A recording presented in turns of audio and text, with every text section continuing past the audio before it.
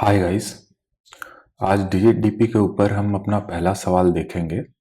Problem का नाम है non negative integers without consecutive ones. तो गाइस, इससे पहले मैंने डिजिट डीपी का इंट्रोडक्टरी वीडियो चैनल पे अपलोड कर दिया है।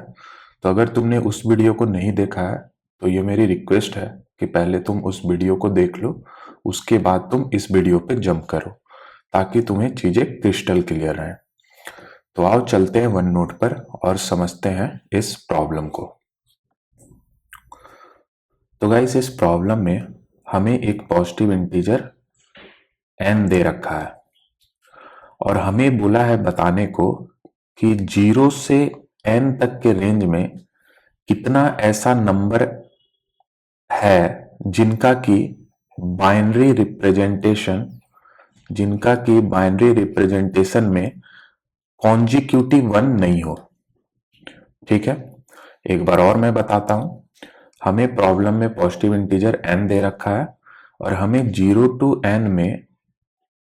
टू n के रेंज में हमें बताना है कि ऐसा कितना नंबर है जिनका की बाइनरी रिप्रेजेंटेशन में कॉन्जिक्यूटिव वन नहीं हो। ठीक है, एक एग्जांपल ले लेते हैं। लेट सपोज करो n का वैल्यू 5 है, तो हमें 0 टू 5 में बताना है कि कितना ऐसा नंबर है जिनका बाइनरी रिप्रेजेंटेशन में कॉन्जिक्यूटिव वन नहीं हो। तो हम एक एक करके सारे का बाइनरी रिप्रेजेंटेशन लिख लेते हैं। ठीक है, तो 0 का बाइनरी रिप्रेजेंटेशन होता है 3 टाइम्स 0।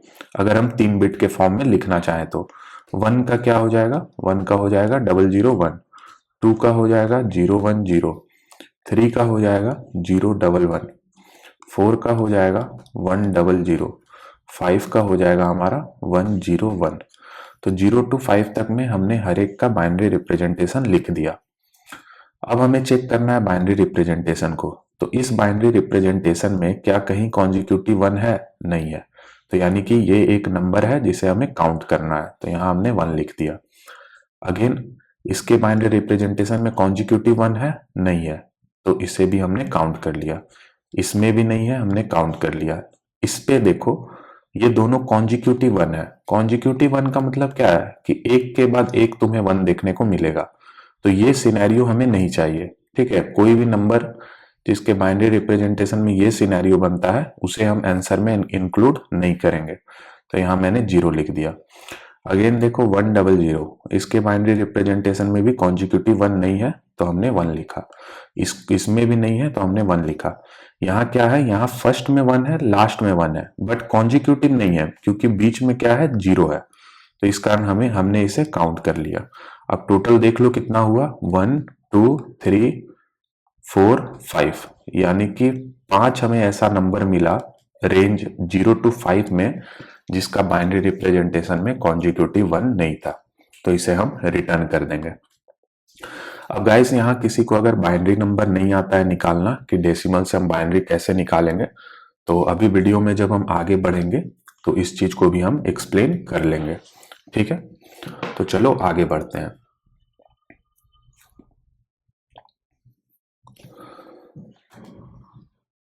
अब सबसे पहला चीज, ऑल्दो मैंने स्टार्टिंग में ही बोल रखा है कि ये प्रॉब्लम हम डिजिट डीपी से सॉल्व करेंगे। ठीक है, बट इंट्रोडक्टरी वीडियो में मैंने तुम्हें बताया था कि डिजिट डीपी को प्रॉब्लम को तुम किस तरीके से आइडेंटिफाई करोगे। तो यहां पर देखो, आइडेंटिफिकेशन में सबसे पहला जो स्टेप था वो ये था कि तुम्हें प्रॉब्लम में रेंज दिया रहेगा। ठीक है, तो इस प्रॉब्लम में भी हमें रेंज दिया हुआ है 0 टू n, यानी कि इस पॉइंट को सेटिस्फाई कर रहा है। दूसरा था हमारा कि हमें काउंट ऑफ नंबर x बोलेगा निकालने को, जो कि किसी फंक्शन f(x) को ओबे करेगा। तो इस केस में क्या है, हमारे इस प्रॉब्लम में बोला है वो सारा काउंट ऑफ नंबर x देने को जो कि फंक्शन f(x) को फुलफिल करे। और फंक्शन f(x) क्या है कि बाइनरी रिप्रेजेंटेशन में कॉन्जिक्यूटिव वन नहीं होना चाहिए। ठीक है, तो ये हमारा हो गया f(x). तो यानी कि ये सेकंड पॉइंट को भी सेटिस्फाई कर रहा है। थर्ड पॉइंट हमारा क्या था कि जो हमें रेंज दिया रहेगा उसमें जो ये n का वैल्यू रहेगा ये बड़ा रहेगा। ठीक है, तो जो हमारा गिवन प्रॉब्लम है उसमें n का कंस्ट्रेंट है 10 टू द पावर 9 तक जाएगा स्टार्टिंग फ्रॉम 1। ठीक है, ये हमारा कंस्ट्रेंट है। तो तुम देख सकते हो कि n का वैल्यू 10 टू द पावर 9 काफी बड़ा है। ठीक है, तो यानी कि ये थर्ड पॉइंट को भी सेटिस्फाई कर रहा है। इट मीन्स जिस भी प्रॉब्लम में हमें ये 3 पॉइंट देखने को मिले, मतलब कि वो प्रॉब्लम डीजेडीपी से सॉल्व होगा। ठीक है, आगे बढ़ते हैं।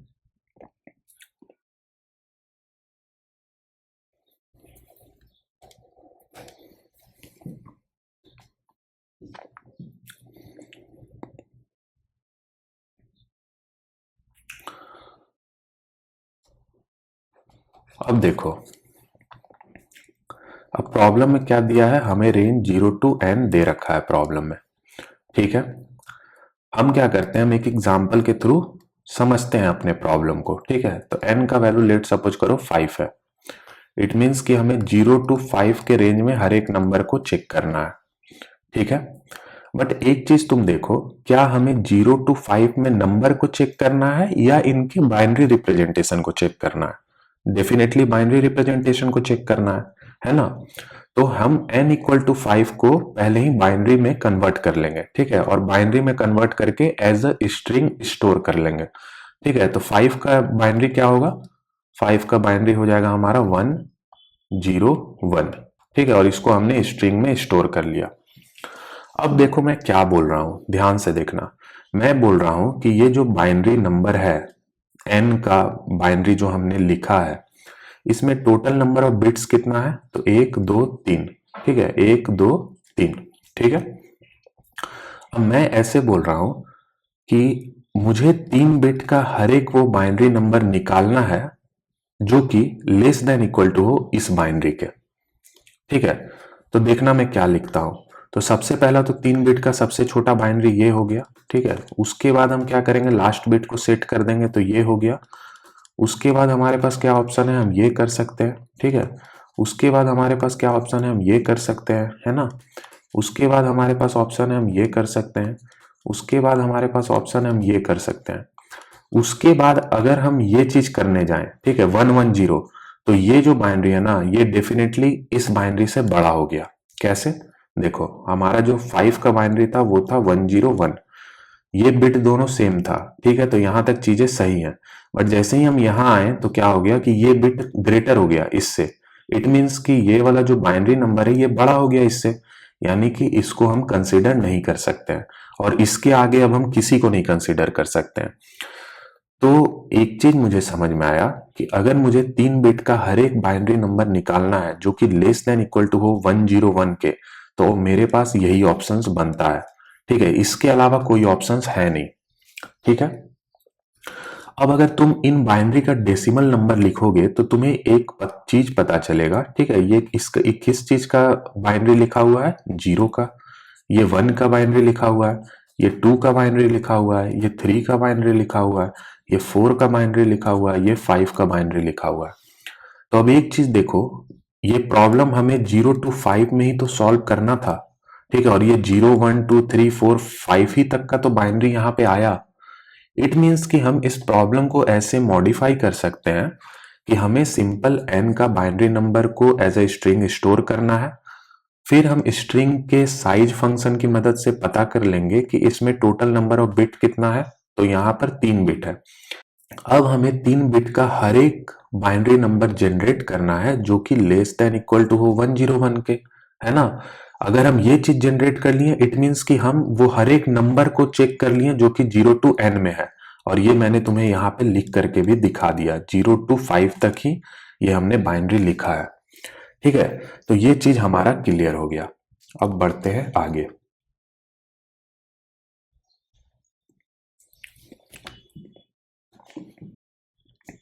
ठीक है, तो अब मुझे क्या चाहिए, मुझे n को बाइनरी में कन्वर्ट करना है और एज अ स्ट्रिंग स्टोर करके रखना है। ठीक है, तो अब जल्दी से देख लेते हैं हम कि हम बाइनरी में कैसे किसी नंबर को कन्वर्ट करेंगे। तो लेट सपोज करो n का वैल्यू 24 है, तो यहां मैं लिखूंगा वैल्यू और यहां मैं लिखूंगा रिमाइंडर। देखो कैसे हम डेसिमल वैल्यू को बाइनरी में कन्वर्ट करते हैं। तो सबसे पहले 24 को अगर हम 2 से डिवाइड करें तो क्या रिमाइंडर आएगा, 0। उसको यहां लिख लो। और 24 डिवाइडेड बाई 2 का वैल्यू क्या होगा, 12, यहां लिख लो। ठीक है, अब यही स्टेप हमें रिपीट करना है। 12 को जब हम 2 से डिवाइड करेंगे क्या रिमाइंडर आएगा, 0, यहां लिख लो। 12 बाई 2 कितना आएगा, 6। 6 को 2 से डिवाइड करेंगे, रिमाइंडर 0। 6 को 2 से डिवाइड करेंगे, वैल्यू क्या होगा, 3। ठीक है, 3 को 2 से अगर डिवाइड करेंगे, रिमाइंडर 1 आएगा। और 3 बाई 2 क्या होगा, 3 बाई 2 होगा 1.5। हमें इसे लोवेस्ट वैल्यू की तरफ राउंड ऑफ करना है, यानी कि 1, तो यहां पे आ जाएगा 1। अगेन 1 को डिवाइड करेंगे 2 से, तो रिमाइंडर क्या आएगा, 1। 1 डिवाइडेड बाई 2 क्या होगा, 0.5 होगा, राउंड ऑफ करना है लोएस्ट की तरफ, यानी 0, 0। अब जैसे ही 0 हो जाए वहां पे तुम्हें रुक जाना है। अब तुम्हारा बाइनरी नंबर जनरेट हो चुका है, बट ये बाइनरी नंबर रिवर्स ऑर्डर में जनरेट हुआ है। ठीक है, यानी कि 24 का बाइनरी क्या होगा, नीचे से देखना है हमें, 111000, ये हमारा 24 का बाइनरी होगा। ठीक है, अब देखो इस चीज को हम इंप्लीमेंट कैसे करेंगे। ठीक है, इस चीज को हम इंप्लीमेंट कैसे करेंगे, तो एक बार तुम समझ गए कि क्या होता है, कैसे निकालते हैं हम बाइनरी नंबर, तो implementation is a cake walk. ठीक है, हम एक मेथड लिख देंगे बाइनरी, ठीक है, और इसमें हम ये n पास कर देंगे। अब हमें एज ए स्ट्रिंग रिटर्न करना है, तो हम क्या करेंगे, एक आंसर नाम का एम्प्टी स्ट्रिंग इनिशियली बना लेंगे। अब हम एक वाइल लूप चलाएंगे। ठीक है, वाइल लूप चलाएंगे, कब तक वाइल लूप चलेगा, जब तक n एग्जिस्ट करता है। ठीक है, देखो यहाँ n जैसे ही 0 हो गया वहां पे हमें रुक जाना है। ठीक है, और हमें क्या करना है, सबसे पहले तो हमें रिमाइंडर निकालना है। ठीक है, n मॉडुलो 2, यहाँ पे 24 को हम 2 से डिवाइड करने पे जो रिमाइंडर आया था वो यहाँ नोट किए थे, तो पहले रिमाइंडर निकाला हमने, फिर हमने क्या किया, 24 डिवाइडेड 2 क्या होगा वो हमने निकाला। तो n को अपडेट हम कर लेंगे n बाई 2 से, है ना, और आंसर स्ट्रिंग में हम क्या करेंगे, रिमाइंडर को ऐड कर देंगे। ठीक है, ये इतना काम हो गया। अब ये आंसर स्ट्रिंग में कैसे वैल्यू स्टोर होगा, देखना ध्यान से। सबसे पहले 0 आएगा तो आंसर स्ट्रिंग में 0 आ जाएगा, फिर यहाँ 0 आया तो फिर 0 आ जाएगा, फिर 0 आया तो फिर 0, 1 एंड 1, यानी कि स्ट्रिंग में मेरा ऐसे वैल्यू स्टोर होगा। तो हमें एट द एंड इसको रिवर्स करना होगा। ठीक है, तो यहाँ रिवर्स कर दो आंसर को और आंसर को रिटर्न कर दो। ये हो गया हमारा बाइनरी का कोड। ठीक है, आगे बढ़ते हैं।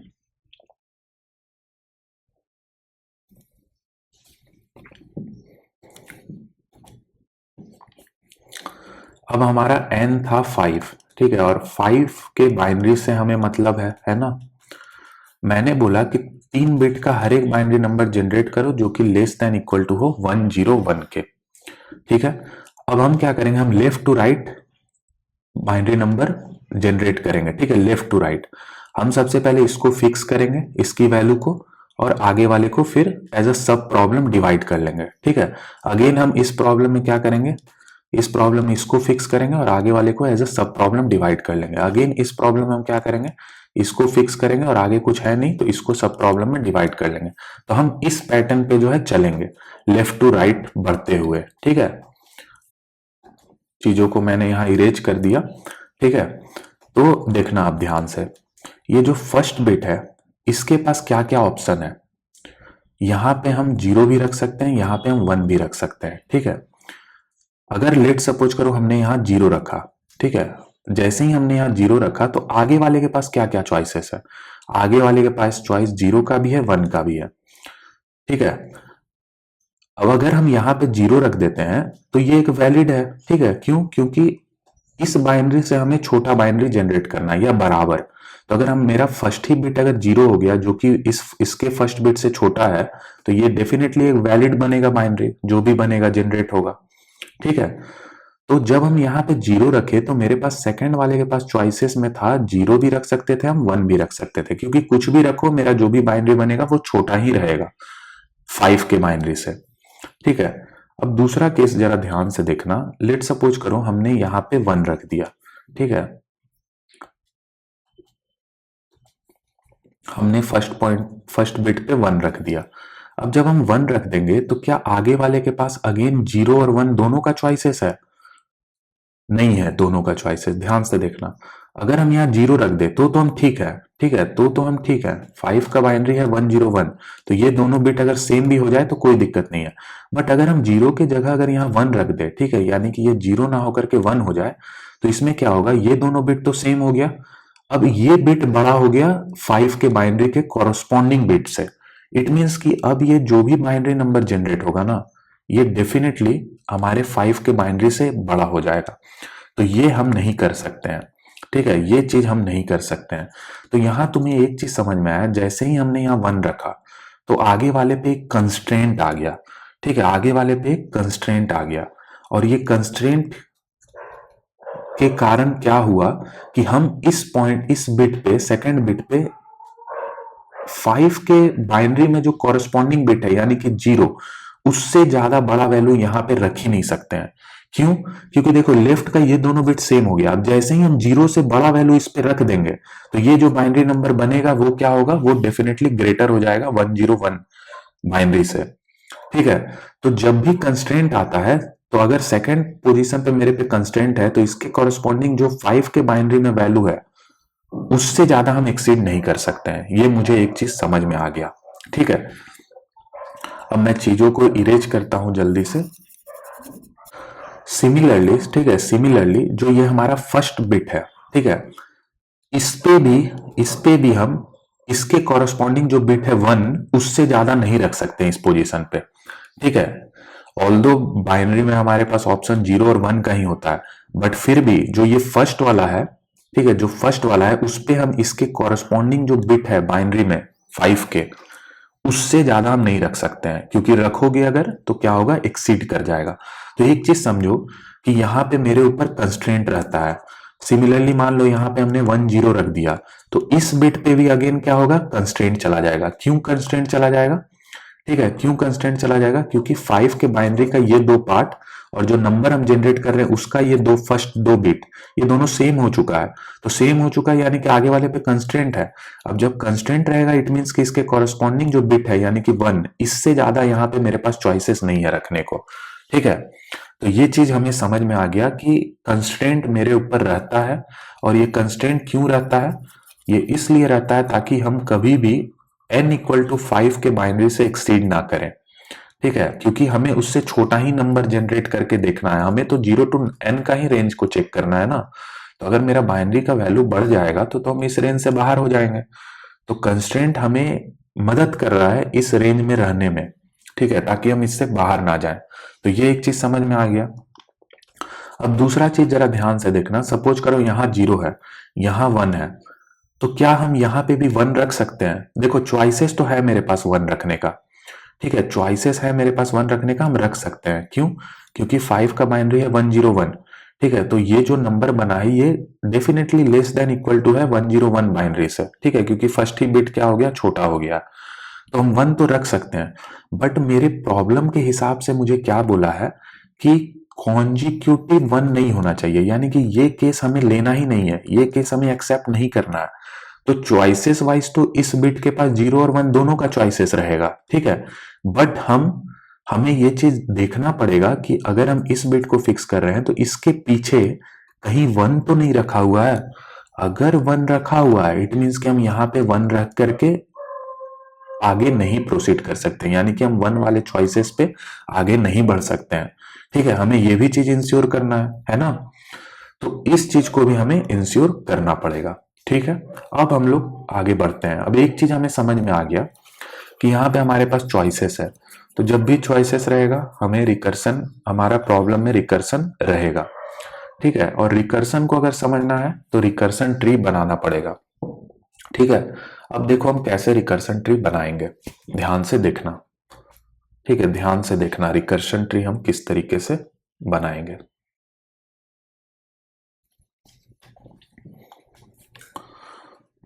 तो n है हमारा 5, ठीक है, और 5 का बाइनरी है 101, ठीक है। अब देखो हम रिकर्सन मेथड अपना लिख रहे हैं, ठीक है, रिकर्सन। अब सबसे पहले डिसाइड करो कि इसमें कौन कौन सा पैरामीटर हमें भेजना पड़ेगा, और ये पैरामीटर तुम्हें ऐसे डिसाइड करना है जिसकी मदद से तुम अपना प्रॉब्लम सॉल्व कर लो। तो देखो सबसे पहला चीज ये तो होगा कि मुझे जितना n के बाइनरी में बिट है उतने बिट का नंबर जनरेट करना पड़ेगा।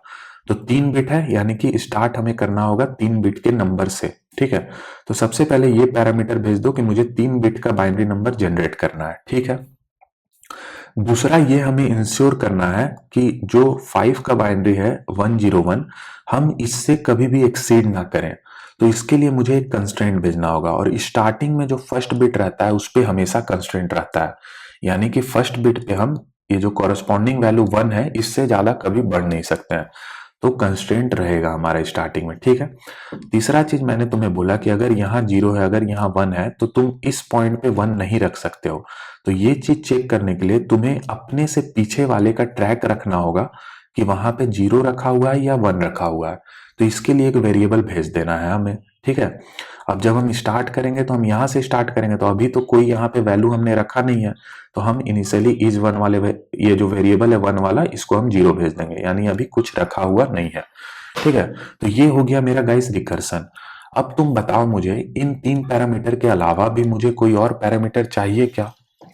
तो देखो नहीं चाहिए हमें। ये जो फर्स्ट पैरामीटर है ये मुझे हेल्प कर रहा है ये बताने में कि मुझे कितने बिट का बाइनरी नंबर जनरेट करना है, ठीक है। सेकेंड पैरामीटर मेरा हेल्प कर रहा है कि हम 101 के बाइनरी से एक्सीड ना करें। इट मीन्स कि हमारा प्रॉब्लम 0 to n में ही सॉल्व होगा, इससे बाहर हम नहीं जा रहे हैं, ठीक है। थर्ड पैरामीटर हमें हेल्प कर रहा है, जो हमारा प्रॉब्लम का रिक्वायरमेंट था कि बाइनरी रिप्रेजेंटेशन में कॉन्जिक्यूटिव 1 ना हो, उसके लिए हमने ये थर्ड पैरामीटर रख लिया। अब इसके अलावा मुझे किसी चीज का नीड नहीं है ना। अब एक चीज तुम ध्यान रखना यहाँ, ठीक है, एक चीज तुम ध्यान रखना जो मैं तुम्हें यहाँ बता देता हूँ, ठीक है। एक सेकंड मैं चीजों को इरेज कर देता हूँ।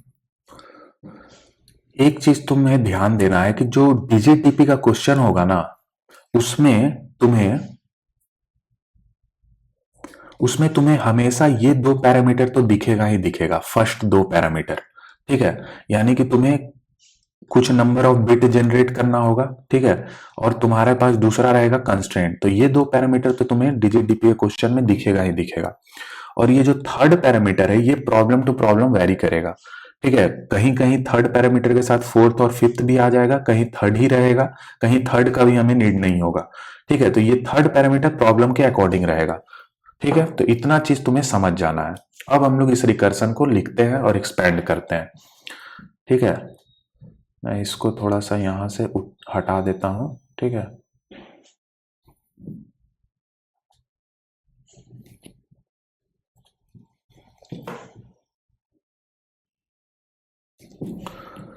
अब देखो, अब सबसे पहले हमें क्या करना है, अब सबसे पहले हमें इस बिट की वैल्यू को फिक्स करना है, ठीक है। तो इसके पास क्या क्या चॉइसेस था, इसके पास 0 का भी चॉइसेस था, इसके पास 1 का भी चॉइसेस था। तो यहां से क्या करो, 2 ब्रांचेस निकाल दो, पहला 0 के लिए, दूसरा निकाल लो 1 के लिए, ठीक है। अब एक एक करके हर एक ब्रांच को सॉल्व करना है हमें। तो लेट सपोज करो यहाँ हमने 0 रख दिया, तो जब हम यहाँ 0 रख देंगे तो अब मुझे इतने पार्ट को सॉल्व करना रह जाएगा। तो इतने पार्ट को सॉल्व करने के लिए क्या रिकर्सन हम लिखेंगे, ध्यान से देखना। हमें कितना बिट का बाइनरी नंबर अब जनरेट करना रहेगा, तो देख लो यहाँ 1 और 1 2, तो यहाँ 2 भेज दो, ठीक है।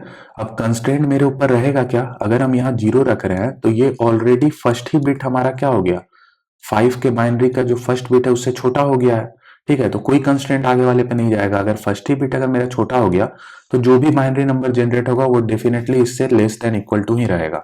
तो कंस्ट्रेंट तुम यहाँ 0 भेज दो। तीसरा, हम यहाँ क्या रख रहे हैं, 0 रख रहे हैं, तो आगे वाले को इन्फॉर्मेशन बताना होगा कि मेरे पीछे क्या रखा हुआ है। तो 0 हमने रखा तो हमने 0 भेज दिया।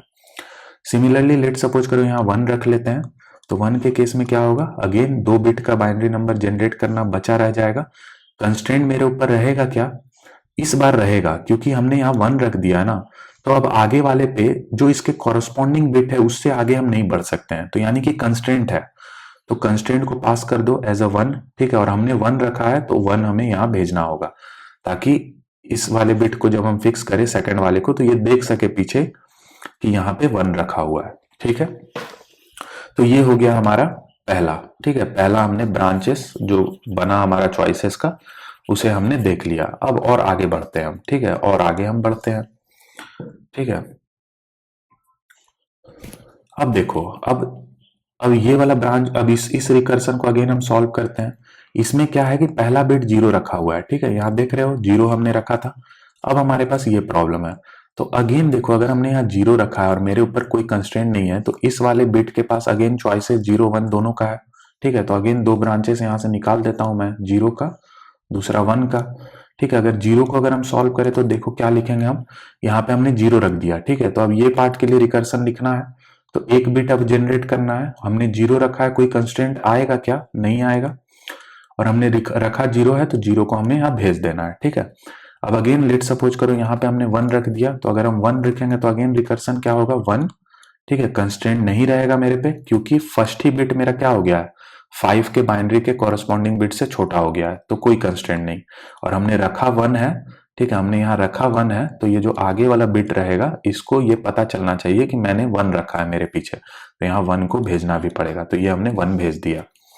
ठीक है, अभी अगेन मैं इरेज करता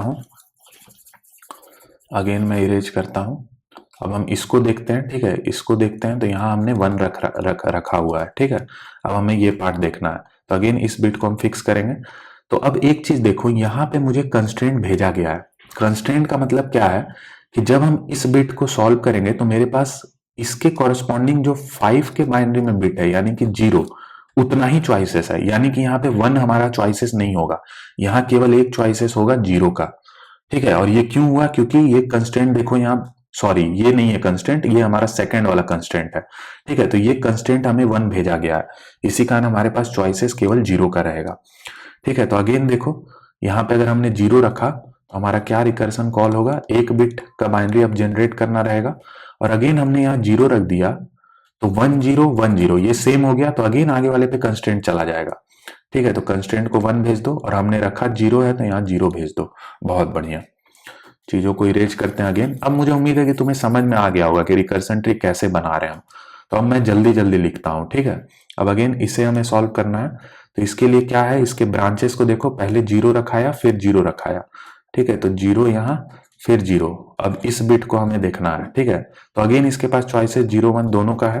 ठीक है, क्योंकि कोई कंस्टेंट है नहीं, तो यहाँ भी 0 और 1 दोनों रख सकते हैं हम। ठीक है, अगर हम 0 रखते हैं तो क्या रिकर्सन कॉल हो रहा है हमारा? ध्यान से देखना, 0 अगर हमने रख दिया तो अब कितने बिट का बाइनरी जनरेट करना है? 0। कंस्टेंट 0 रहेगा। ठीक है, सॉरी ये कॉमा है। ठीक है, कंस्टेंट 0 रहेगा, और हमने रखा 0 है, तो हमें ये 0 भेजना है। बहुत बढ़िया। अब लेट सपोज करो हमने 1 रखा, तो अब 1 के भी केस में क्या होगा? अब 0 बिट का बाइनरी जनरेट करना है, कंस्टेंट 0 रहेगा और रखा 1 है, तो हमने 1 यहाँ भेज दिया। बहुत बढ़िया।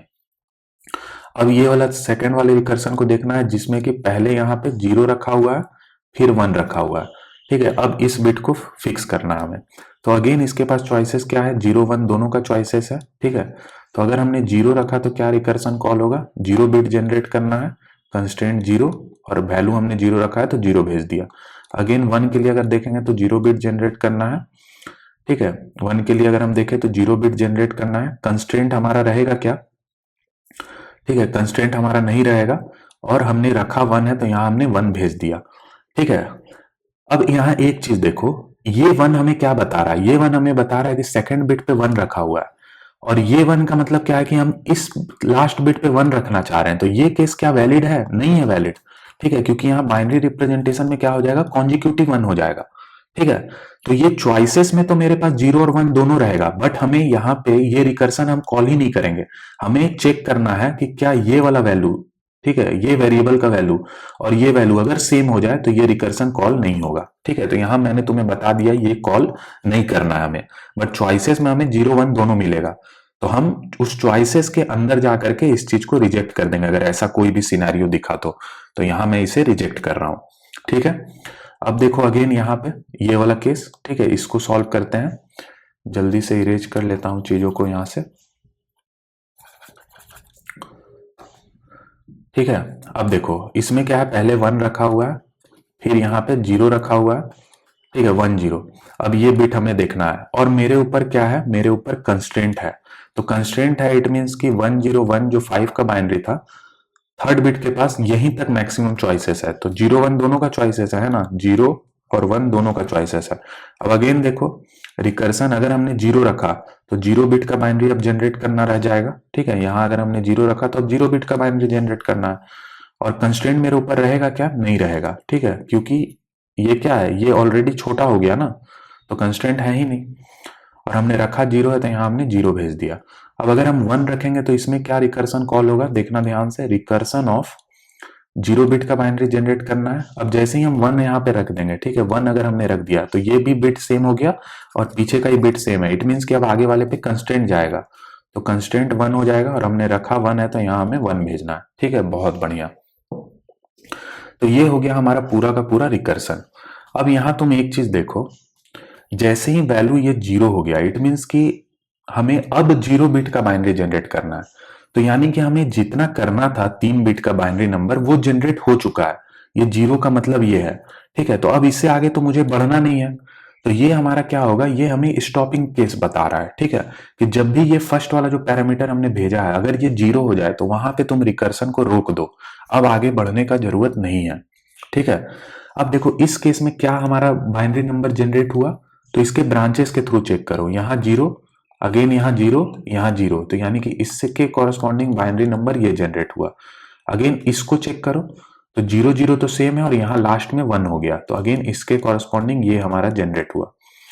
अगेन तुम चेक करो, यहाँ पे क्या है, जीरो है, यहाँ वन है और यहाँ जीरो है, तो जीरो वन जीरो ये बाइनरी जनरेट हुआ। इस केस को देखोगे तो ये केस हमें लेना ही नहीं है, तो इसे हमें लिखने का भी जरूरत नहीं है। ठीक है, इस केस में क्या जनरेट हो रहा है, वन जीरो जीरो। ठीक है, वन जीरो जीरो। इस केस को देखें तो वन जीरो वन हो जाएगा। ठीक है, वन जीरो वन। अब देखो इनका काउंट देखो तुम, one two three four five, तो यानी कि जो लास्ट में जैसे ही हमें स्टॉपिंग केस पता चला यहीं पे मुझे आंसर पता चल जा रहा है। ठीक है, कि जैसे ही वैल्यू जीरो हुआ वो सारा मेरा आंसर बनेगा। तो एक दो तीन चार पांच, तो इस केस के लिए मेरा फाइव ही आउटपुट भी था जब हमने देखा था। तो ठीक है, जब हम एग्जाम्पल डिस्कस कर रहे थे, तो ये सही चल रहा है। ठीक है, ये सही चल रहा है। अब गाइस यही पूरा का पूरा हमारा रिकर्सन ट्री था। यही पूरा का पूरा हमारा रिकर्सन ट्री था। अब देखो जब भी तुम डीपी के प्रॉब्लम को स्टार्ट करोगे बनाना तो तुम्हें रिकर्सन ट्री से ही चीजें समझ में आएंगी। अगर मैं डायरेक्टली रिकर्सन का फॉर्मूला लिख दूंगा तो तुम्हें चीजें नहीं दिखेंगी, बट जब तुम दो चार रिकर्सन ट्री देख लोगे तो तुम विदाउट रिकर्सन ट्री भी खुद से सोच करके लिख सकते हो रिकर्सन। ठीक है, बट ये चीज तुम्हारे दिमाग में इनिशियली हिट करना चाहिए कि कैसे चल रहा है, तभी तुम फील कर पाओगे। इसी कारण मैं सारे प्रॉब्लम में तुम्हें रिकर्सन ट्री बना के दिखा रहा हूं। मैं चाहता तो डायरेक्ट भी रिकर्सन लिख देता। ठीक है, बट ये चीजें समझना जरूरी है। अब देखो, अब इसी रिकर्सन की मदद से हम क्या करेंगे, अपना पूरा का पूरा रिकर्सन को जनरलाइज कर लेंगे। ठीक है, पूरे के पूरे रिकर्सन को अब हम जनरलाइज कर लेंगे। तो ध्यान से देखना कैसे अब हम करते हैं जनरलाइज। तो जनरलाइज करने के लिए हमें हमेशा टॉप से बॉटम की तरफ चलना है। तो सबसे पहले देखो ये था हमारा रिकर्सन। ठीक है, तो इस चीज को पहले जनरलाइज करो। तो इसमें क्या है, इसको हम ऐसे लिखेंगे। ठीक है, पहला बिट में हम n वेरिएबल लिखेंगे। ठीक है, दूसरा जो था वो हमारा कंस्ट्रेंट था, तो हम कंस्ट्रेंट नाम का एक वेरिएबल ले लेंगे।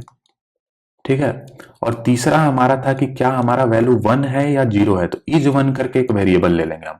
ठीक है, तो ये जो रिकर्सन 310 हमने जो यहाँ लिखा है इसको हमने ऐसे जनरलाइज कर दिया।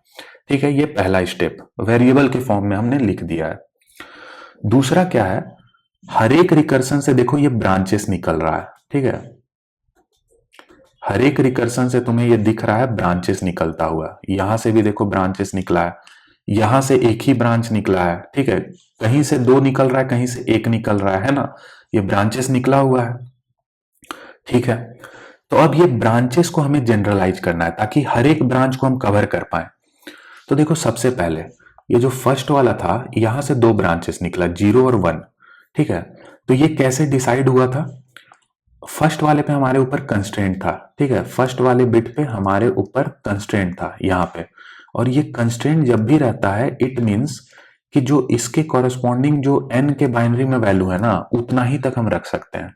ठीक है, अगेन देखो अगर हमने यहाँ वन रख दिया तो अगेन मेरे ऊपर कंस्ट्रेंट था। ठीक है, कंस्ट्रेंट था, तो इट मींस कि जब हम ये वाला बिट को फिक्स करेंगे तो इसके कॉरेस्पॉन्डिंग जो वैल्यू है उतना ही मेरे पास चॉइसेस है। इसी कारण यहाँ पे एक ही ब्रांच निकला था जीरो का, उसके अलावा कोई ब्रांचेस नहीं मिला था देखने को हमें। समझ रहे हो, तो ये ब्रांच किस चीज पे डिपेंड कर रहा है, कंस्ट्रेंट पे डिपेंड कर रहा है। ठीक है, अब देखो इस केस में कंस्ट्रेंट क्या है, जीरो है, तो जब कंस्ट्रेंट जीरो है तो दो ब्रांचेस दिखा, जीरो और वन का हमें। अगेन देखो कंस्ट्रेंट जीरो है तो ब्रांचेस जीरो और वन का दिखा। अब ये सही भी है ना, अगर हमने यहाँ जीरो रख दिया, ठीक है, अब हम इसके पास इसको जब फिक्स करेंगे तो इसके पास मेरा 0 और 1 दोनों का चॉइसेस है, क्योंकि फर्स्ट ही बिट जो है वो क्या हो गया, छोटा हो गया 5 के बाइनरी के फर्स्ट बिट से, है ना। तो आगे वाले पे कोई कंस्ट्रेंट ही नहीं है, और जब आगे वाले पे कोई कंस्ट्रेंट नहीं रहता है, इट मीन्स कि 0 और 1 दोनों चॉइसेस है। ठीक है, तो इसी कारण तुम्हें यहाँ ब्रांचेस में दिख रहा है कि जब कंस्ट्रेंट नहीं है, 0 है, तो उस केस में दो चॉइसेस। ठीक है, दो दो चॉइसेस मिल रहा है हमें। ठीक है, तो अब मैं एक चीज यहां पे लिखता हूं। ठीक है, मैं एक चीज यहां पे लिखता हूं, ध्यान से देखना तुम, ध्यान से देखना तुम। मैं एक अपर बाउंड करके वेरिएबल बना लूंगा, ठीक है, जिसकी वैल्यू कंस्ट्रेंट पे डिपेंड करेगी। ठीक है, जिसकी वैल्यू कंस्ट्रेंट पे डिपेंड करेगी। अगर कंस्ट्रेंट ट्रू है तो यहाँ पे मैं कुछ लिखूंगा, और जब कंस्ट्रेंट नहीं है, इट मीन्स कि 0 1 दोनों का चॉइसेस है, तो अपर बाउंड 1 हमने यहाँ डाल दिया। अब जब कंस्ट्रेंट है तो देखना यहाँ पे क्या मैं लिख रहा हूं, हमारा जो n का बाइनरी रहेगा उसे मैंने स्ट्रिंग में कन्वर्ट कर दिया है, उस स्ट्रिंग को मैं SR बोल रहा हूं। अब मैं एक चीज यहां लिख रहा हूं, SR dot size minus n, ठीक है, माइनस अस्काई वैल्यू 0। ठीक है, 0 का अस्काई वैल्यू। ठीक है, अब ये वाला चीज मैं यहां पे रख दूंगा। अब देखना ये कैसे वर्क करेगा। ठीक है, जब मेरे पास कंस्ट्रेंट है, ठीक है, जरा ऊपर आते हैं हम अगेन। ठीक है, अब देखो जब मेरे पास कंस्ट्रेंट है, ठीक है, कंस्ट्रेंट है, तो जब हमने अपर बाउंड लिखा था, क्या लिखा था हमने, कंस्ट्रेंट अगर ट्रू है, ठीक है, तो कंस्ट्रेंट ट्रू है, तो अब हमें क्या करना है, जब कंस्ट्रेंट ट्रू है तो हमने, एक सेकेंड गाइस, थोड़ा ये स्पेस कम हो जा रहा है। ठीक है, मैं एक काम करता हूं, मैं इसको इरेज करता हूं पहले यहां से। ठीक है, मैं यहां से इरेज करता हूं। मैंने नीचे तो ऑलरेडी लिख दिया है वो चीज, बट हो सकता है तुम्हें नहीं दिख रहा हो। ठीक है, एक सेकंड में एक काम करता हूँ, इसको मैं हटाता हूँ, थोड़ा स्पेसेस बनाता हूँ। ठीक है, देखो मैंने क्या लिखा कि अगर कंस्ट्रेंट है मेरे ऊपर, ठीक है, अगर मेरे ऊपर कंस्ट्रेंट है, ट्रू है, तो इस केस में मैंने क्या लिखा, SR dot size minus n और अस्काई वैल्यू ऑफ 0। अब ये इस चीज को खाली चेक करना है हमें। जब कंस्ट्रेंट ट्रू नहीं है तो वो तो हमने देख लिया कि दो ब्रांचेस 0 और 1 का निकला। ठीक है, अब ये फॉर्मूला देखो कैसे वर्क करेगा। मेरे ऊपर कंस्ट्रेंट है, इट मीन्स कि ये वाला चीज हिट करेगा। SR डॉट साइज क्या होगा, तो 101 का साइज क्या है, 3, तो ये 3 होगा। अब ये n का वैल्यू क्या है, हमने अभी रिकर्सन को जनरलाइज किया है, तो इसमें पहला पैरामीटर n हमने भेजा है। ठीक है, तो n का वैल्यू ये है 3, तो 3 माइनस 3 क्या हो गया, 0। ठीक है, 0, यानी कि SR ऑफ 0, SR ऑफ 0 क्या होगा, SR ऑफ 0 ये बिट होगा। ठीक है, अब ये बिट, क्योंकि ये 101 एज ए स्ट्रिंग है, तो ये कैरेक्टर निकलेगा। इसमें से हम 0 की स्काई वैल्यू को माइनस कर देंगे तो ये डिजिट 1 में कन्वर्ट हो जाएगा। तो यही तो हुआ, यहाँ पे दो चॉइसेस में मिला, 0 और 1 का, 1 तक हम अपर लिमिट सेट कर पाए। अगेन देखो यहाँ पे मेरे ऊपर कंस्टेंट है। ठीक है, अगेन मैं यहाँ पेन का कलर चेंज करता हूं। अगेन देखो यहाँ पर हमारे ऊपर कंस्टेंट है, तो जब कंस्टेंट है, ठीक है, तो अगेन फॉर्मूला के हिसाब से देखना है। तो पहला SR डॉट साइज तो हो गया 3, माइनस n का वैल्यू यहाँ क्या है, 2 है। ठीक है, तो 3 माइनस 2 क्या हो गया, 1। ठीक है, तो एकदम सही है ये। ठीक है, जब यहाँ 1 था, अब इस बिट पे जब हम आए तो हमें क्या करना है, हमें इसके कॉरेस्पॉन्डिंग इसको चेक करना था। तो ये किस इंडेक्स पे है, 1 इंडेक्स पे है, तो इससे हमें डायरेक्टली पता चल जाएगा। अब जैसे ही पता चल गया तो चॉइसेस कितना बना, एक ही बना, 0 का, है ना। तो ये फॉर्मूला बिल्कुल सही वर्क कर रहा है, यानी कि ये जो ब्रांचेस निकल रहा है, ये मुझे समझ में आ गया कि कैसे निकल रहा है, और इस चीज को मैंने जनरलाइज कर दिया। यानी कि अब जितना ही ब्रांचेस है वो सारा हम कवर कर सकते हैं उस अपर बाउंड वेरिएबल की मदद से। ठीक है, तो एकदम ऊपर से नीचे की तरफ हम रिकर्सन को जनरलाइज कर रहे हैं। अब मैं थोड़ा इस चीजों को इरेज करूंगा। ठीक है, तो इरेज करके मैं तुम्हें दिखाता हूं। अब देखो, अब ये अपर बाउंड वेरिएबल से हमें पता चल गया ये ब्रांचेस का कहानी। ठीक है, कि कहां से कितना ब्रांचेस निकल रहा है, ये अपर बाउंड से पता चल जाएगा हमें। तो हम क्या करेंगे, उस चॉइसेस पे एक लूप लगा देंगे। ठीक है, लेट सपोज करो लूप का वेरिएबल बिट है। ठीक है, और ये कहां से चलेगा, 0 टू अपर बाउंड तक ये चलेगा। ठीक है, ये हमने लूप लगा दिया। अब देखो, अब एक बार ये ब्रांचेस का कहानी समझ में आ गया, तो अब मुझे इन रिकर्सन कॉल्स को देखना है कि ये कैसे हो रहा है। ठीक है, ये रिकर्सन कॉल कैसे हो रहा है, इस चीज को अब जनरलाइज करना है हमें। ठीक है, तो अगर इस रिकर्सन कॉल को अगर जनरलाइज करना है, तो इसमें जो ये कॉरेस्पॉन्डिंग पैरामीटर्स है, इनकी वैल्यू को देखना होगा कैसे चेंज हो रहा है। तो पहला पैरामीटर से चालू करते हैं। देखो ये जो फर्स्ट पैरामीटर है, ये कैसे चेंज कर रहा है। स्टार्टिंग में हमारे पास 3 था, और ये 3 से कन्वर्ट हो गया 2 में। ठीक है, अगेन यहाँ 3 से कन्वर्ट हो गया इधर 2 में। फिर जब 2 हुआ तो 2 से कन्वर्ट हो गया 1 में, अगेन 2 से कन्वर्ट हो गया 1 में, ठीक है। यहां जब 2 था तो 2 से कन्वर्ट हो गया 1 में, 1 से कन्वर्ट हो गया 0 में। इट मीन्स कि हर एक बार क्या हो रहा है कि अगर मेरा n हम भेजे हैं रिकर्सन में, तो हर एक बार क्या हो रहा है, हर एक कॉल में ये n-1 कन्वर्ट हो जा रहा है, ठीक है। और ये बिल्कुल सही है। अगर हम इस बिट को फिक्स कर दिए, ठीक है, तो ये प्रॉब्लम मेरे पास बचा, ठीक है। तो ये अगर टोटल हमारे पास n था तो हमारे पास सब प्रॉब्लम n-1 का बचा है ना। तो इसी कारण ये हर एक बार क्या हो रहा है, एक एक से कम हो रहा है। तो देखो ये फर्स्ट वाले पार्ट को तो हमने इजिली जनरलाइज कर दिया, ठीक है, बहुत बढ़िया, बहुत बढ़िया। अब ये सेकंड में हमारा कंस्ट्रेंट है, तो कंस्ट्रेंट के लिए अभी हम रुक जाएंगे, ठीक है, कंस्ट्रेंट के लिए अभी हम रुकेंगे। अब लास्ट वाला को देखते हैं। लास्ट वाला था क्या, क्या था हमारा, सिंपल था। अगर हमने यहाँ 1 रखा है तो हमें ये 1 आगे भेजना है, ठीक है। जैसे देखो यहाँ हमने 0 रखा, ठीक है, 0 का चॉइसेस था तो यहाँ हमने 0 भेजा, ठीक है। यहाँ हमने 1 रखा तो हमने यहाँ 1 भेजा, ठीक है। सिमिलरली अगर तुम देखोगे यहां अगर हमने 0 रखा तो हमने क्या किया, 0 भेजा। यहां हमने 1 रखा तो हमने 1 भेजा। यानी कि जो ये चॉइस का वैल्यू है ना, वही हम वहां भेज रहे हैं। तो ये जो वैल्यू है 0 1 जो चॉइसेस, ये किससे पता चल रहा है, लूप वेरिएबल से पता चल रहा है। तो जो इसका वैल्यू है वही यहाँ भेजना है, तो ये हमने बिट कर दिया। तो ये भी चीज जनरलाइज हो गया। अब रहा बात ये कंस्ट्रेंट, कंस्ट्रेंट को हम कैसे जनरलाइज करेंगे। तो ये मैंने तुम्हें ऑलरेडी, ठीक है, मैं चीजों को एक बार यहाँ इरेज करता हूं जल्दी से। अगर तुमने फर्स्ट इंट्रोडक्टरी वीडियो अगर देखा है तो उसमें मैंने तुम्हें कंस्ट्रेंट को पहले तो इफ एल्स करके दिखाया कि कैसे हमें करना है, फिर मैंने उसी चीज को एक फॉर्मूला में कन्वर्ट किया था, ठीक है। अब वही फॉर्मूला को हम डायरेक्ट यहाँ यूज करेंगे। वो फॉर्मूला क्या था, कंस्ट्रेंट एंड, जो कि एक बिटवाइज ऑपरेटर है, bit equal to upper bound. अब यहां देखो मैं क्या बोल रहा हूं, यहां पे मेरे ऊपर कंस्ट्रेंट है, यानी कि कंस्ट्रेंट का वैल्यू हो गया 1, ठीक है, कंस्ट्रेंट का वैल्यू हो गया 1। अब देखो अगर बिट मेरा अपर बाउंड के बराबर है, ठीक है, बिट क्या है, ये लूप का वेरिएबल, तो बिट अपर बाउंड के बराबर है, इट मींस कि यहाँ पे 1 हो जाए बिट का वैल्यू। अपर बाउंड भी मेरा 1 ही है, बिट भी अगर 1 हो गया तो 1 1, ठीक है। तो ये वैल्यू भी क्या हो जाएगा, ट्रू हो जाएगा। तो 1 एंड 1, अगर बिट वाइज एंड ऑपरेटर का यूज करें हम, बिट वाइज एंड ऑपरेटर का अगर हम यूज करें तो 1 एंड 1 का वैल्यू क्या होगा, 1 होगा। बिटवाइज एंड ऑपरेटर कैसे यूज करते हैं हम, अगर एक भी बिट 0 हो गया तो उस केस में वैल्यू 0 आता है बिटवाइज एंड ऑपरेटर का। बट अगर हर एक बिट सेट है यानी कि 1 है तो उस केस में वैल्यू 1 आएगा। तो 1 एंड 1 क्या होगा, ट्रू। तो देखो इस केस में हमने यहाँ 1 भेजा था, ठीक है, यानी कंस्ट्रेंट को एज अ ट्रू भेजा था। तो ये फॉर्मूला इस चीज के लिए वर्क कर गया। अगेन देखो कंस्ट्रेंट जब मेरा 1 है, उस केस को पहले ध्यान से देखो, कंस्ट्रेंट 1 है लेकिन बिट अगर अपर बाउंड के बराबर ना हो, यानी कि ये वाला केस,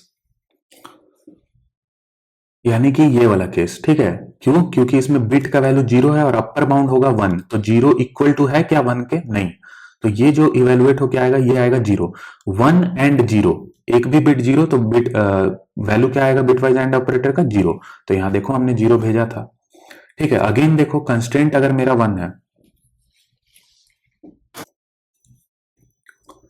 अगेन देखो ये कंस्ट्रेंट 1 है हमारा, कौन सा केस है, ये वाला, ठीक है, कंस्ट्रेंट 1 है। तो जब 1 है कंस्ट्रेंट, ठीक है, और बिटवाइज बिट का वैल्यू अगर अपर बाउंड के बराबर हो जाए, यानी कि ये वाला केस, तो इसमें अगेन हमें क्या भेजना है, 1 भेजना है। तो देखो यहाँ 1 भेज रहे हैं हम, ठीक है। तो ये फॉर्मूला कंस्ट्रेंट 1 के केस में तो पास कर गया, ठीक है। अब लेट सपोज करो कंस्ट्रेंट 0 है, जैसे ये वाला केस कंस्ट्रेंट 0 है, तो जब भी कंस्ट्रेंट 0 है तो आगे के हर एक ब्रांचेस पे क्या होगा, कंस्ट्रेंट 0 ही जाएगा, ठीक है। तो देखो अगर एक ही कंस्ट्रेंट मेरा 0 हो गया तो bit equal to upper bound check करने का जरूरत ही नहीं है, वैल्यू 0 ही होगा। और ये सही भी है, देखो यहाँ 0 हम भेज भी रहे हैं। और इसको अगर हम समझें यहाँ पे, तो लेट सपोज करो यहाँ हमने अगर 0 रख दिया और 5 का बाइनरी में 101 है, तो यही वैल्यू अगर मेरा छोटा हो गया, ठीक है, यही वैल्यू अगर मेरा छोटा हो गया तो आगे कहीं कंस्ट्रेंट नहीं जाएगा, आगे हम कहीं भी कुछ भी रख सकते हैं 0 1 में, है ना। तो ये 0 पास भी हो रहा है। तो यानी कि ये फॉर्मूला बिल्कुल सही वर्क कर रहा है, इसे हमें यहाँ पे डाल देना है, ठीक है। अब मैं चीजों को एक बार फिर से इरेज करता हूं। अब देखो यहाँ पे 2 ब्रांचेस निकला, ठीक है, 2 ब्रांचेस निकला। तो इन दोनों ब्रांचेस का जो आंसर आएगा उन दोनों का सम हमें करके रिटर्न करना होगा, है ना। जो ये फर्स्ट ब्रांचेस है इस पे से मुझे ये इसका इसका इन सारे का आंसर मिलेगा, ठीक है, इन सारे का काउंट मिलेगा। सिमिलरली इधर से मुझे इन दोनों का काउंट मिलेगा, ठीक है, तो उन दोनों का सम करके हमें रिटर्न करना है। तो हम क्या करेंगे, एक आंसर वेरिएबल रखेंगे, उसमें ये जो भी रिकर्सन का वैल्यू आते जाएगा उसको ऐड करके लास्ट में हम क्या करेंगे, इस आंसर को रिटर्न कर देंगे। ठीक है, बहुत बढ़िया, यहां तक चीजें क्लियर हैं। बट इसमें एक चीज हमने नहीं कवर किया, वो है ये वाला केस। ठीक है, पेन का कलर मैं चेंज करता हूं। ठीक है, वो है हमारा ये वाला केस। अगर ये वेरिएबल का वैल्यू 1 है और अगर मेरे पास चॉइसेस में 1 है तो इस केस में हमें रिकर्सन कॉल नहीं करना है। तो इसके लिए हम सिंपल क्या करेंगे, इस फॉर लूप के अंदर एक कंडीशन लगा देंगे कि अगर इज 1, ठीक है, इज 1 ही वो वेरिएबल था, अगर ये 1 है एंड साथ ही साथ मेरा बिट का वैल्यू भी अगर 1 हो जाए तो इस केस में क्या करो, कंटिन्यू कर जाओ, तुम्हें रुकने का जरूरत नहीं है, आगे रिकर्सन कॉल हमें नहीं लगाना है, तो कंटिन्यू कर जाओ। तो ये हो गया गाइस पूरा का पूरा हमारा रिकर्सन। इसमें एक चीज बस खाली हमें ऐड करना है, वो क्या है, स्टॉपिंग केस यानी कि बेस केस। तो बेस केस क्या था, जब भी वैल्यू 0 हो जाए, ठीक है, एन का वैल्यू जब भी 0 हो जाएगा वो हमारा बेस केस रहेगा। ठीक है, तो अगर एन जब भी 0 हो रहा है इट मीन्स कि मुझे एक नंबर मिल गया है जिनका बाइनरी रिप्रेजेंटेशन में कॉन्जिक्यूटिव 1 नहीं है, तो रिटर्न कर दो 1। ये हो गया हमारा बेस केस। ठीक है, तो ये हो गया बेस केस, बहुत बढ़िया। तो इस तरीके से तुमने देखा कि हमने कैसे रिकर्सन ट्री बना के चीजों को जनरलाइज करके अपना पूरा रिकर्सन लिख लिया। ठीक है, अब हम इसके ऊपर लगाएंगे डीपी। ठीक है, अब आएगा पिक्चर में डीपी। अब देखो डीपी क्या बोलता है, जब भी ओवरलैपिंग सब प्रॉब्लम हो, ठीक है, ओवरलैपिंग सब प्रॉब्लम का मतलब क्या है, देखना ध्यान से। लेट सपोज करो हम रिकर्सन कॉल कर रहे हैं ए बी और सी पैरामीटर के लिए, ये रिकर्सन को हमने कॉल कर लिया, इसको हमने रिटर्न कर दिया। अब अगेन क्या हुआ कि अगेन हमें सेम ही वैल्यू चाहिए ए बी सी, तो हम अगेन क्या करेंगे, फिर से इस रिकर्सन को सॉल्व करने चल जाएंगे। तो डीपी क्या बोलता है कि तुम्हें अगेन इस चीज को सॉल्व करने का नीड नहीं है, क्योंकि अगर हम बार बार सॉल्व करेंगे तो यही चीज मेरी टाइम कॉम्प्लेक्सिटी को बढ़ा देगा। ठीक है, तो डीपी क्या बोलता है कि जब तुम फर्स्ट टाइम इसको सॉल्व कर रहे हो तो इसको एक डीपी टेबल बना करके स्टोर कर लो इसकी वैल्यू को। ठीक है, इसकी वैल्यू को स्टोर कर लो और जब अगेन यही सेम पैरामीटर आ जाए ए बी सी, तो डीपी टेबल में चेक कर लेना कि क्या इस पैरामीटर के कॉरस्पॉन्डिंग मेरा डीपी टेबल में वैल्यू है। अगर है तो तुम डायरेक्टली वहीं से डीपी टेबल की वैल्यू को देख करके रिटर्न कर दो। ठीक है, क्योंकि ये सेम है, आइडेंटिकल प्रॉब्लम है। ठीक है, तो यहां ओवरलैपिंग हो रहा है, तो इस टेबल की मदद से हम इस चीज को सॉल्व कर लेते हैं। ठीक है, अब देखो हम अपने प्रॉब्लम में कैसे हम डीपी टेबल के डायमेंशंस वगैरह को डिसाइड करेंगे। तो जो हमारा प्रॉब्लम है उसमें हमने क्या किया है, ठीक है, एक सेकंड यहां मैं लिखता हूं, उसमें हमारा क्या है, एन है, कंस्ट्रेंट है, ठीक है, कंस्ट्रेंट है, और हमारे पास इज 1 वेरिएबल है। तो अब एक चीज देखो, इस डीपी टेबल में, ठीक है, इस डीपी टेबल में जितना भी हमारे पास, ठीक है, ध्यान से देखना, जितना भी हमारे पास वेरिएबल है उन सारे का हमें एक डायमेंशन बनाना होगा डीपी टेबल में। ठीक है, ताकि हम स्टोर कर सके वैल्यू। तो सबसे पहला तो ये हो गया, ठीक है, इसके लिए मैंने एक बनाया। दूसरा हमारा कंस्ट्रेंट के लिए हो गया क्योंकि इसका ही वैल्यू वेरी कर रहा है। तीसरा हमारा इज 1 वेरिएबल के लिए हो गया क्योंकि इसका ही वैल्यू वेरी कर रहा है। ठीक है, कभी 0 होता है तो कभी 1 होता है। कंस्ट्रेंट का वैल्यू, वो जो मैंने फॉर्मूला लिखा, constraint and wise operator bit equal to upper bound की मदद से ये भी वैल्यू फ्लिप करेगा, चेंज होगा। और रिकर्सन में तुमने देखा कि एन हर एक केस में क्या हो रहा है, एन माइनस 1 हो रहा है। तो ये तीनों ही पैरामीटर वेरी कर रही हैं, तो इनके लिए हमने डीपी टेबल बना दिया, तो 3D टेबल हमारा ये बन गया। ठीक है, अब इनके डायमेंशंस को हम कैसे डिसाइड करें, क्या वैल्यू हमें रखना है। तो n के लिए तुम्हें कंस्ट्रेंट देखना है। कंस्ट्रेंट हमारा क्या है, n का मैक्सिमम वैल्यू है 10 टू द पावर 9, और n हमें क्या बता रहा है यहाँ पे कि नंबर ऑफ बिट कितना है इन दी बाइनरी रिप्रेजेंटेशन ऑफ जो हमारा n हमें प्रॉब्लम में दिया है, यानी कि 5 के केस में हमारा नंबर ऑफ बिट क्या था, 3 था। तो अगर हम 10 टू द पावर 9 में पता कर ले कि नंबर ऑफ बिट कितना है, तो उससे, तो अगर हम दूसरे नंबर को देखें रेंज में, जो कि हमारा n का कंस्टेंट है 1 से 10 टू द पावर 9 तक, अगर हम 10 टू द पावर 9 ही का अगर पता कर ले रहे हैं कि टोटल मैक्सिमम बिट कितना आ रहा है, तो वो हर एक केस को कवर कर लेगा। ठीक है, तो 10 टू द पावर 9 में टोटल कितना बिट होता है, 30 बिट होता है बाइनरी रिप्रेजेंटेशन में। तो यहां सेफर साइड के लिए हम 32 भेज देंगे। ठीक है, अब ये क्या करेगा, ये कंस्टेंट के हिसाब से n का वैल्यू कहां से कहां तक है, 10 टू द पावर 9 से 1 तक है, तो इस रेंज के हर एक पार्ट को ये कवर कर लेगा, क्योंकि हमने मैक्सिमम का ही जो नंबर ऑफ बिट था वो यहां पास कर दिया है। ठीक है, मुझे उम्मीद है ये समझ में आ गया तुम्हें। अब है सेकंड कंस्ट्रेंट। कंस्टेंट के पास दो चॉइसेस है, ठीक है, या तो 0 या तो 1, तो 2 यहां भेज दो। ईच वन के पास भी दो चॉइसेस है, 0 या तो 1, तो 2 भेज दो यहां, ताकि हर एक वैल्यू कवर हो जाए। ठीक है, तो ये हो गया हमारा डीपी टेबल। अब इनिशियली क्या करना है ना, इनिशियली तुम्हें डीपी टेबल में एक डिफॉल्ट वैल्यू डाल देना है। ठीक है, तो मैंने -1 डाल दिया। क्यों मैंने -1 डाला? तुम्हें हमेशा ऐसा वैल्यू डालना है जो कि तुम्हारा आंसर कभी भी नहीं बनेगा प्रॉब्लम के हिसाब से। प्रॉब्लम में बोला है मुझे काउंट ऑफ नंबर निकालने, तो काउंट ऑफ नंबर जो भी आएगा वो ग्रेटर देन इक्वल टू 0 होगा, नेगेटिव नहीं होगा। तो इसी कारण मैंने एक बाय डिफॉल्ट -1 करके इनिशियलाइज कर दिया। अब इसका फायदा क्या होगा देखना, इसका फायदा क्या होगा।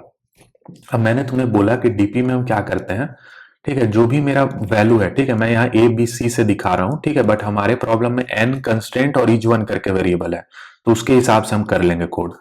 तो जब भी तुम्हें इसके कॉरस्पॉन्डिंग जब आंसर रिटर्न करना हो तो डीपी टेबल में पहले डालो आंसर को, फिर रिटर्न करो। ठीक है, फिर रिटर्न करो। अब नेक्स्ट टाइम क्या होगा कि अगर मुझे अगेन ये सेम पैरामीटर मिले ए बी सी, तो मुझे अगेन रिकर्सन को कॉल करने का जरूरत नहीं है, मैं डायरेक्ट एक चेक लगा लूंगा स्टार्टिंग में ही। ठीक है, मैं स्टार्टिंग में ही एक चेक लगा लूंगा कि क्या ए बी सी इसके कॉरस्पॉन्डिंग वैल्यू है टेबल में। तो ये मैं कैसे चेक करूंगा, अगर मेरा वैल्यू -1 के बराबर नहीं है, इट मीन्स कि इस टेबल में वैल्यू है, तो डायरेक्टली रिटर्न कर दो। ठीक है, डायरेक्टली रिटर्न कर दो इस वैल्यू को। ठीक है, इसी कारण मैंने -1 डाला था बाय डिफॉल्ट, कि अगर -1 के अलावा कुछ है इट मीन्स कि ये सॉल्व हुआ है। ठीक है, इसमें वैल्यू पड़ा हुआ है, तो डायरेक्टली रिटर्न कर दो। तो गाइज ये हमारा 2 लाइन का डीपी रहता है। ठीक है, और ये हमारा प्रॉब्लम सॉल्व हो जाएगा। ठीक है, तो अब जैसे मैंने तुम्हें बताया है एग्जैक्टली उसी तरीके से हम इसे कोड भी कर लेंगे लीड कोड पर।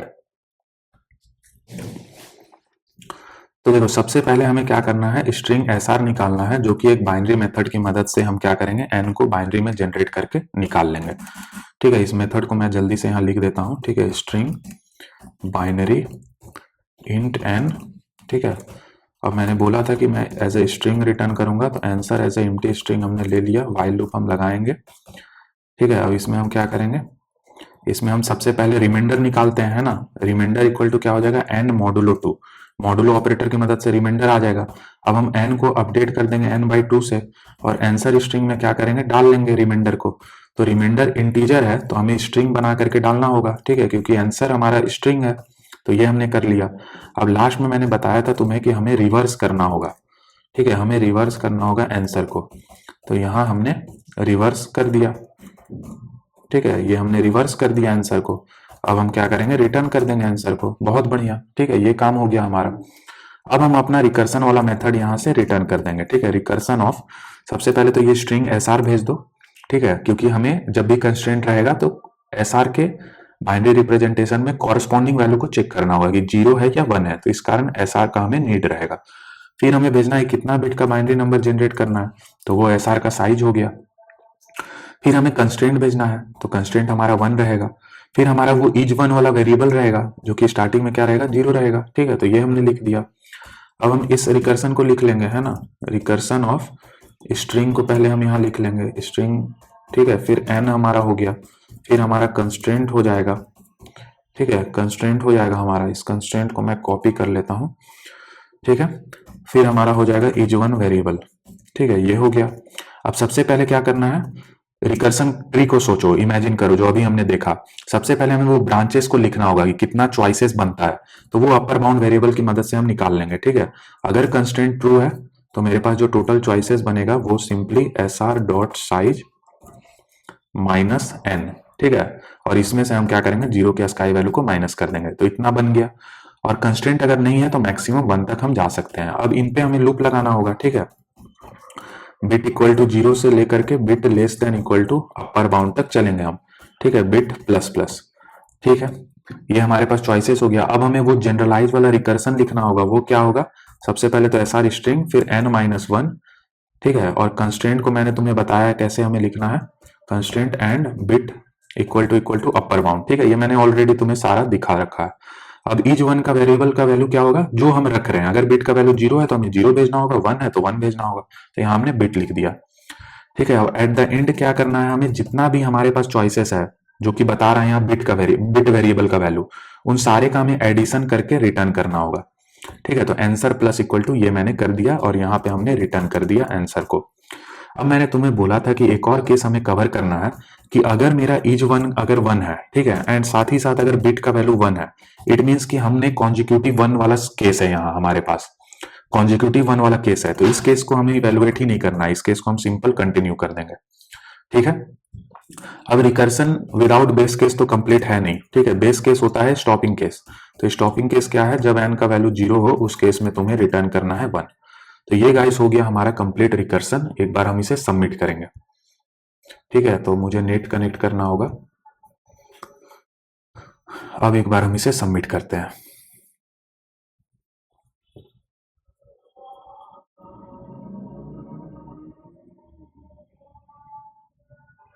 और ये देख सकते हो तुम, टाइम लिमिट एक्सीड आ गया क्योंकि ये रिकर्सन का कोड है। ठीक है, तो इसका टाइम कॉम्प्लेक्सिटी एक्सपोनेंशियल होगा, तो ये डेफिनेटली टीएलई देगा। तो अब इस पे हम लेयर चला देंगे डीपी का, यानी कि हम मेमोराइजेशन लगा देंगे। ठीक है, तो ये 32 हमारा साइज, दो साइज, ठीक है, दो साइज। ठीक है, इस तरह से हमने अभी देखा था डीपी। अब हमें इसमें बाय डिफॉल्ट क्या डालना है, बाय डिफॉल्ट हमें -1 डालना है। तो मेमसेट हमारे पास फंक्शन है, ठीक है, उसकी मदद से हम डायरेक्टली डाल सकते हैं वैल्यू -1 साइज ऑफ डीपी। ठीक है, तो ये हमने डीपी में डाल दिया वैल्यू। अब 2 लाइन का डीपी होता है, मैंने तुम्हें बताया था। सबसे पहले क्या करो कि जो भी आंसर आया है उसको रिटर्न करने से पहले, टेबल में स्टोर करो। ठीक है, टेबल में स्टोर करो, फिर रिटर्न करो। ठीक है, तो ये टेबल में हमने स्टोर कर दिया। अब जस्ट बेस केस के नीचे एक चेक लगा दो। ठीक है, इस चीज को मैं यहां से कॉपी कर लेता हूं। ठीक है, यहां से लेकर के यहां तक हम कॉपी कर लेंगे। अब यहां पे चेक लगा लो कि अगर इस n कंस्टेंट इज वन के कॉरस्पॉन्डिंग टेबल में वैल्यू है कि नहीं। तो कैसे चेक करेंगे कि वैल्यू है, तो simple does not equal to -1।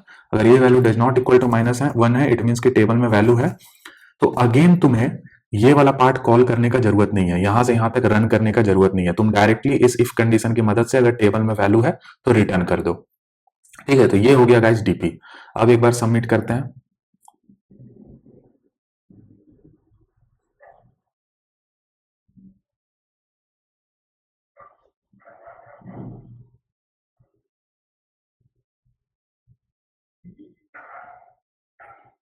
और ये देख सकते हो प्रॉब्लम हमारा एक्सेप्ट हो गया। तो मुझे उम्मीद है गाइस कि तुम्हें ये प्रॉब्लम समझ में आया होगा। तो मिलते हैं नेक्स्ट वीडियो में। Thank you guys.